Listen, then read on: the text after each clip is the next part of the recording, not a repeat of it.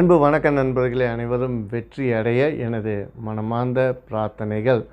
சரி, இன்றைக்கு நம்ம மிதுன ராசியில் 3ஆம் தேதி, முக்கியமாக 3, 12, 21, 30 ஆகிய தேதியில் பிறந்தவர்களுடைய குணாதிசயங்களை பார்ப்போம். ஸோ அதற்கு முன்னாடி நம்மளோட இந்த சரவண சக்ஸஸ் சேனலை சப்ஸ்கிரைப் பண்ணுங்கள், லைக் பண்ணுங்கள், ஷேர் பண்ணுங்கள். இன்னும் நிறைய தகவல்கள் உங்களுக்கு கொடுப்பதற்கு நான் காத்து கொண்டிருக்கேன். சரி, மிதுன ராசியில் பிறந்தவர்களாக நீங்கள் உங்களோட வாழ்க்கை மிக மிக சிறப்பாக இருப்பதற்கு நிறைய வாய்ப்புகள் இருக்குது. மிதுன ராசிக்கு அதிபதி புதன். புதன் என்றாலே ஆற்றல், அறிவு, திறமை, கலைத்திறமை எல்லாமே இருக்கும்.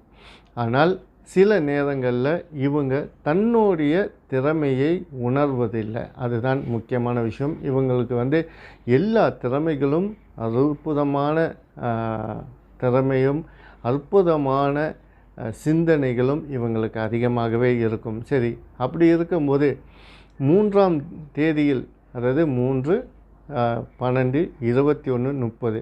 சரி, இப்போ இவங்க 3ஆம் தேதியில் பிறந்தவர்களும் 30ஆம் தேதியில் பிறந்தவர்களும் ஒன்று தான். இவங்க குருவோடைய அனுகிரகம் பெற்றவர்கள்.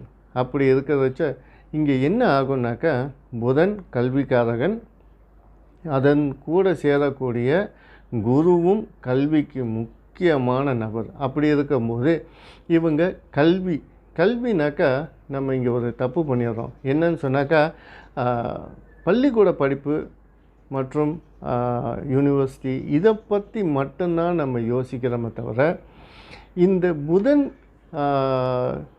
கிரகத்தின் அடிப்படையில் பிறந்தவர்கள் கலைத்துறையில் தான் அதிகமாக இருப்பாங்க.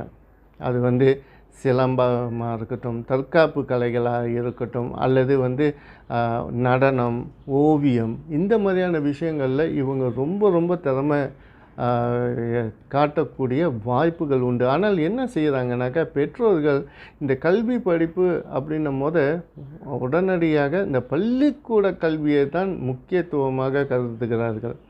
இதனாலே என்னுடைய அனுபவத்தில் நிறைய இந்த ராசியில் பிறந்தவர்கள், மேலும் இந்த எண்களில் பிறந்தவர்கள் தன்னுடைய ஆசையை மறைத்து கொண்டு வாழக்கூடிய ஒரு சூழ்நிலை. என்னன்னு சொன்னாக்கா, தன்னுடைய குடும்பம் இவங்களை முக்கியமாக இந்த கல்வி பார்த்திங்கன்னு சொன்னாக்கா, பள்ளிக்கூட கல்வி தான் இவங்களுக்கு முக்கியம்னு ரொம்ப இவங்களை வற்புறுத்துறது.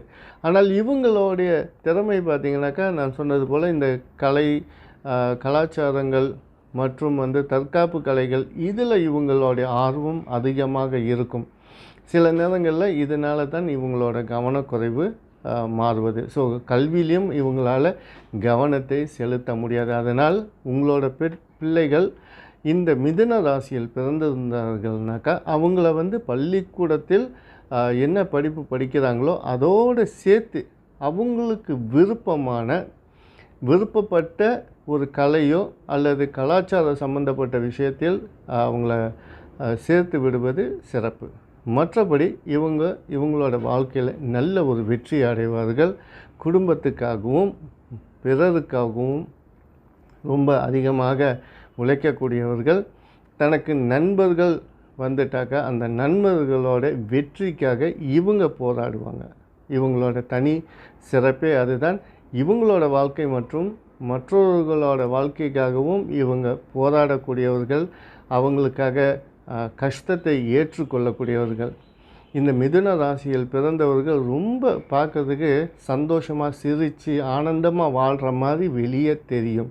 ஆனால் இவங்களோட குறைகளை வெளியே காட்டிக்கொள்ளவே மாட்டாங்க. இவங்க எப்போதுமே தன்னுடைய குறையை மறைத்து வைத்தும், அதாவது ஒரு நாடகம் அப்படின்னு சொல்கிறோம்ல, இவங்க அடிக்கடி இந்த நாடகத்தை ஆடுவாங்க. ஏன்னு சொன்னாங்க, இவங்களுக்கு இருக்கக்கூடிய பிரச்சனைகளை மற்றவர்களுக்கு காட்டக்கூடாது.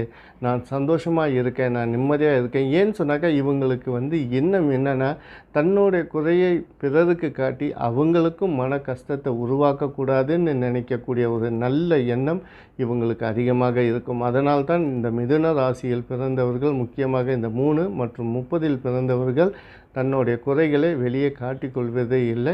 அதனால் நம்ம இவங்களுக்கு அப்படி நம்மளுடைய சொந்தத்திலையோ உற்றார் உறவினர்களோ நண்பர்களோ இந்த ராசிகள் இந்த எண்களில் இருந்தாங்கனாக்கா அவங்கள சந்தோஷமாக மட்டும் இருக்கிறாங்கன்னு நினச்சிடாதீங்க. அவங்க பல முயற்சியிலையும் பல விஷயங்களை தன் மனதில் போட்டு செயல்படுத்திக்கிட்டு இருக்காங்க அப்படின்றது தான் உண்மை.